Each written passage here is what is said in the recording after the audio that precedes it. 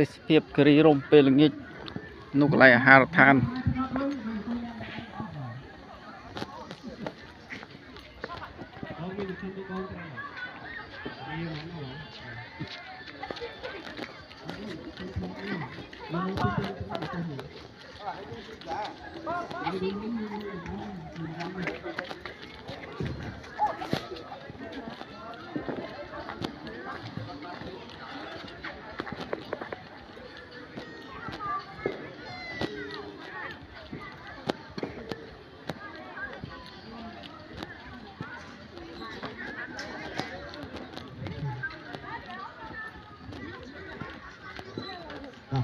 អូបានហើយឈប់ឲ្យទឹក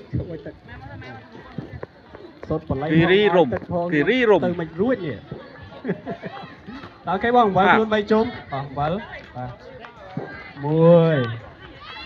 1ទៀតបងទៀត2ជុំទៀតខាងនោះបងដាក់ត្រង់បាទ3អូខេបងចូលនឹងចិត្តតែងធរណាត្រូវត្រូវអត់ឈេវិញឈេបងតដឹងភ្នក់ភ្លើងហ៎បងបើយើងចាំភ្នក់ភ្លើងហ៎វល់តិចបងវល់គាត់តិចអូនេះមិនអ្នកបោះព្រួយយ៉ងឲ្យទៅខ្សឹបយកប្រហើយ